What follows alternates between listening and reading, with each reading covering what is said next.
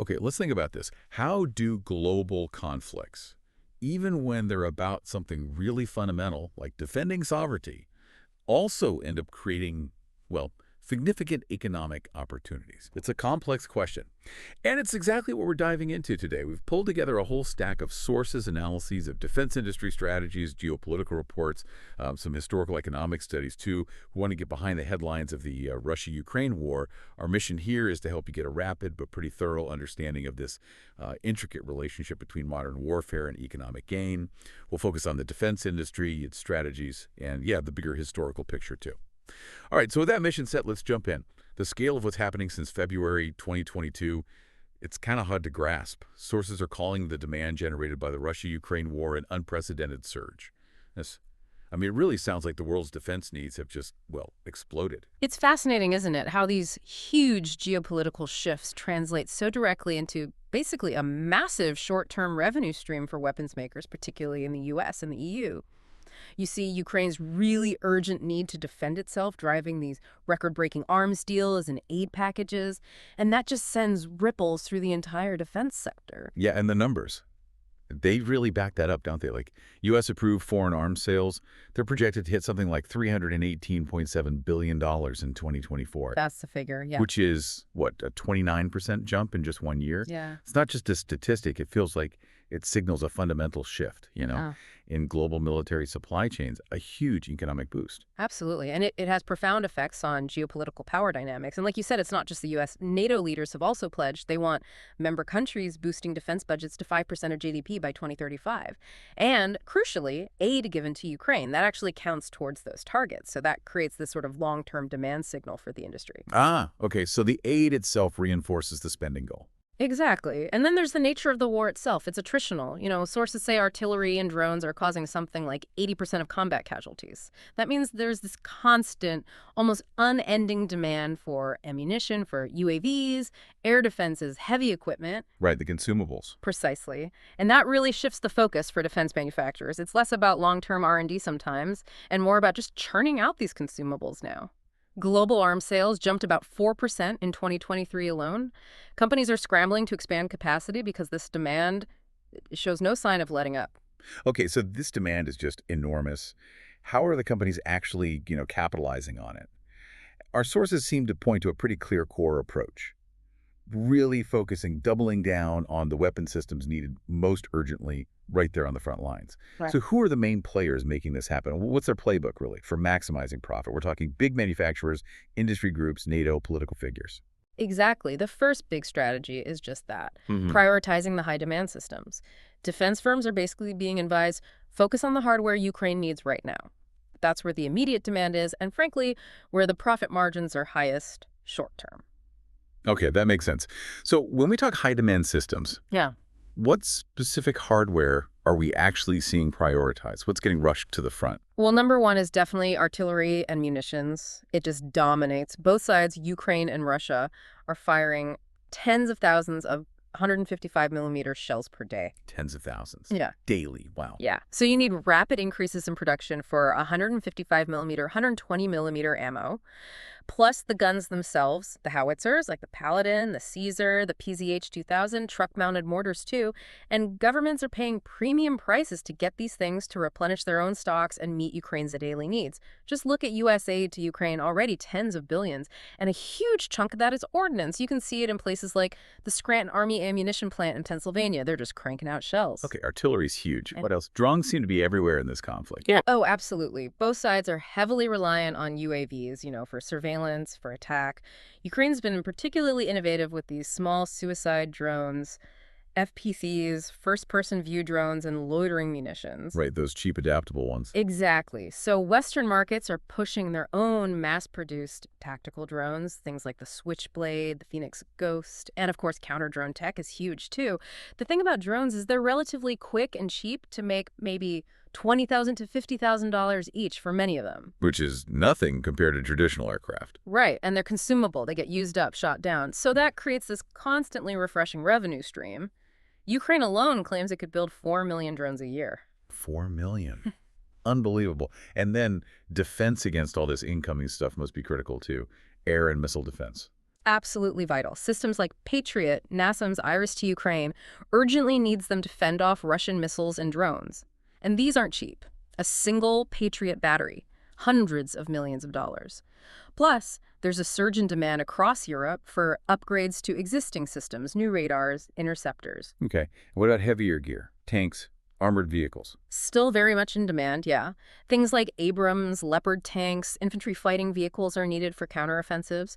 And precision missiles, ATACMS, Storm Shadow, they sell at very high prices. We're seeing massive government contracts, billions for F-16 jets, $2.5 billion for tanks going to Romania. It's huge sums. So it seems like they're firing on all cylinders, producing everything from shells to jets. Pretty much. Though this does raise a really important question, something the sources touch on. How do these companies balance this immediate high-volume demand, churning out shells and drones, with longer-term strategic development? And what about the risks? What if demand suddenly drops? Are they hedging against that, or could they be over-investing in certain production lines? It's a tricky balance. That is a fascinating point. Yeah. Okay, so strategy one is focusing on the hardware. But it's not just what they build, it's also about shaping the environment. Right. Which leads us to the second strategy our sources highlight, lobbying and political influence. It seems like defense firms are really working hard to build this pro-Ukraine narrative. Yeah, if you step back and look at the bigger picture, it's all about securing and sustaining that demand signal. And you do that through policy, through perception. So they're building coalitions, interest groups, think tanks, running media campaigns. The core message is often framed as, arming Ukraine equals defending the West. Right. They're also funding research. And the sources are pretty open about acknowledging the potential conflicts of interest here. This research aims to show how defense spending actually revitalizes domestic industries. The jobs at home argument. Exactly. CSIS, the Center for Strategic and International Studies, they put out analysis saying that of the $113 billion in U.S. aid, about $68 billion is actually spent right here at home. They called it a once-in-a-generation boost for U.S. factories. And they shape narratives through these think tanks. One source pointed out that something like 85% of media sources cited on Ukraine policy discussions were experts funded by the industry itself. 85%, that's quite a high number. It sounds like it could create a real echo chamber. Is there much pushback or scrutiny on that funding within policy circles? Well, the sources suggest it's definitely a challenge to maintain critical distance. Alongside shaping the narrative, there's direct legislative lobbying, pushing Congress, pushing European parliaments for big aid packages, for laws that speed up procurement, framing Ukraine support always as vital national security. And the sources note there's often strong bipartisan consensus on this, pointing out that even policies under Biden still emphasize the, quote, criticality of a vibrant defense industrial base. And this lobbying isn't just happening in D.C., right? They're active in Europe, too. Oh, absolutely. They're working with EU institutions, with NATO, engaging defense associations like ASD in Brussels to influence EU defense spending rules, and constantly highlighting how aid to Ukraine helps NATO members meet their spending commitments, which encourages larger collective orders down the line. Yeah. But, it's a fine line. If they're too aggressive with the lobbying, or if images emerge that look like war profiteering, that can spark a public backlash. So the sources stress that transparency is pretty crucial to maintain credibility. Okay, so influencing policy is key. What else? Our sources also talk about a third strategy, partnerships and joint ventures. This seems to involve working directly in Ukraine and also with NATO allies. Yes, that's a major element. You see companies like Rheinmetall opening a factory in Ukraine to build Lynx infantry fighting vehicles. BAE Systems, KMW, Babcock, they've all set up local offices or JVs. Why do that directly in Ukraine, given the risks? Well, it taps into Ukraine's own workforce and their, frankly, quite impressive innovation on the ground. Ukraine's defense output has tripled, to about 1.8% of their GDP. Setting up shop there also signals a long-term commitment, which is important politically. Plus, Western governments are actually funding some of this Ukrainian production abroad through initiatives like Zbroyari. Yeah, it's a Ukrainian initiative designed specifically to fund local arms production. It's already raised, I think, $1.5 billion.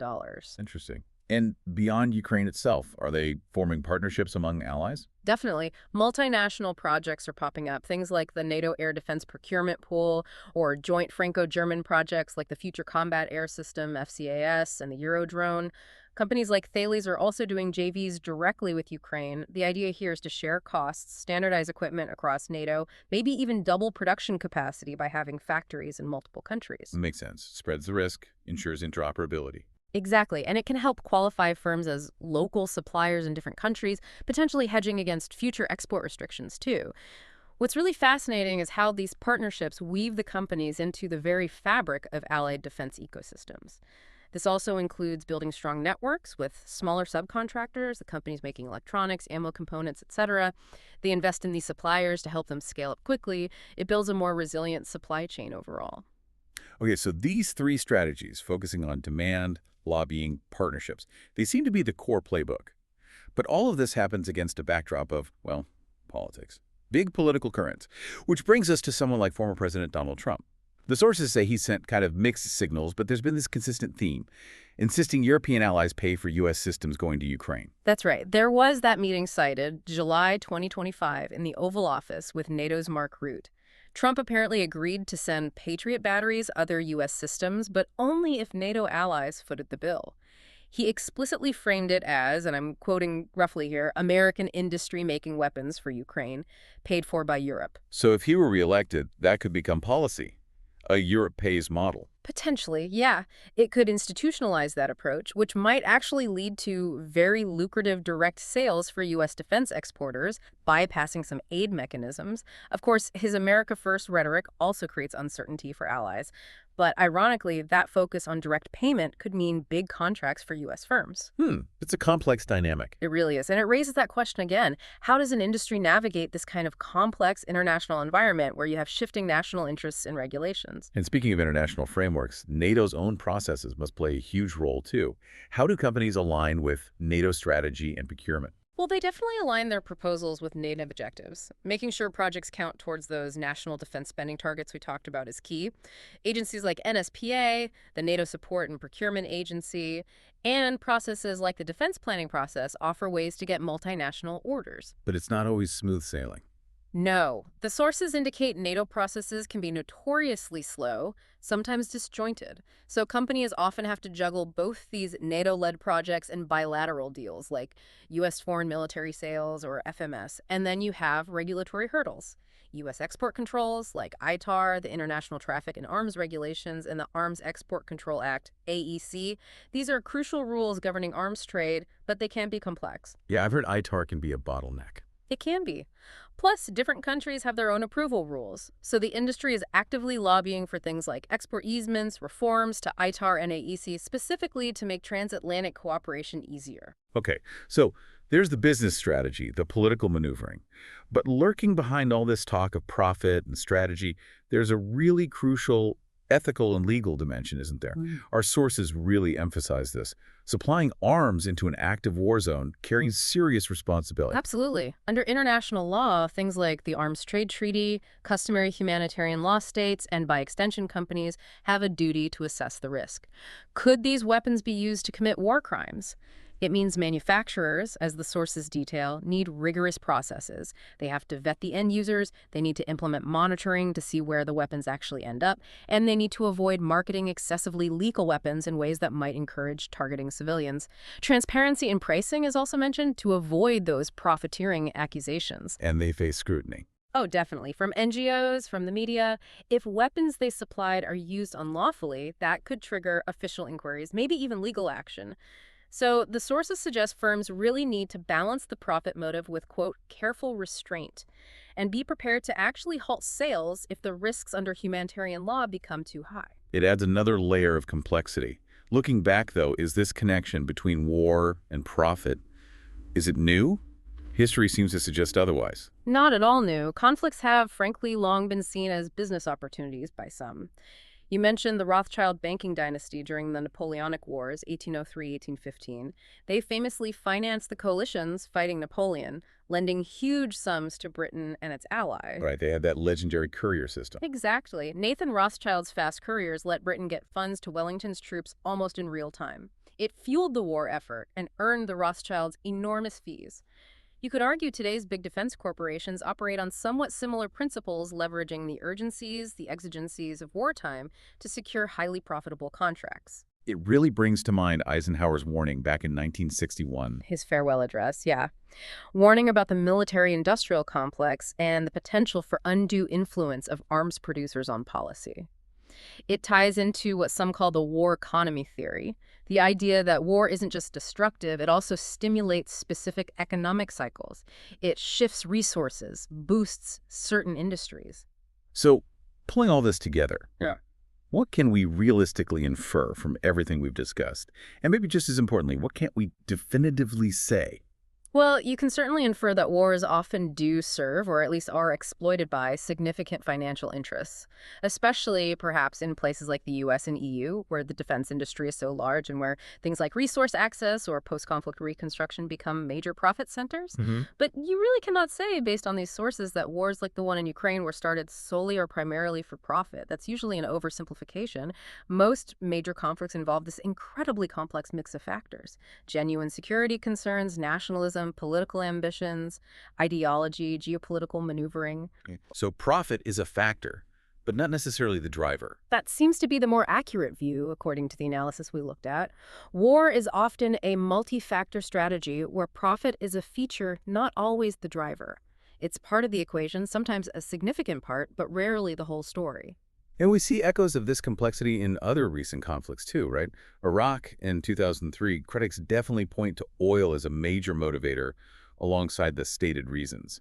And firms like Halliburton and Bechtel certainly got massive contracts. Exactly, or Libya in 2011. Beyond the humanitarian intervention narrative, factors like Libya's oil reserves, Gaddafi challenging the petrodollar system, French banking interests, these were likely significant influences for some actors involved in the NATO intervention. So different conflicts, different mixes of motives. Right. And Ukraine, in this context, stands out as maybe the clearest modern example where arms manufacturers and broader industrial policy are benefiting massively. But, and this is crucial, it's happening alongside what many see as a compelling ethical justification: helping a nation defend itself against clear aggression. So stepping back, the big picture seems to be That while security, ideology, national interest, these are usually the primary drivers declared for conflict, economic interests are almost always woven into the fabric. And they can definitely shape how conflicts unfold, how long they last, and who benefits. wow. Okay, so this deep dive has really shown how the war in Ukraine, which is undeniably this profound humanitarian crisis, has simultaneously ignited this huge boom for the defense industry. It's driven by that intense demand, by really savvy strategic lobbying, and these complex global partnerships we've discussed. So maybe the final thought to leave you with is this. Considering everything we've unpacked, what does it really mean for the future of international conflict when the very act of defense, of providing security, becomes such a powerful engine for economic growth? And maybe more importantly, how do we as a global community ensure that the legitimate pursuit of security doesn't get overshadowed by or entangled with the pursuit of profit, ultimately undermining the imperative for peace? Something to think about.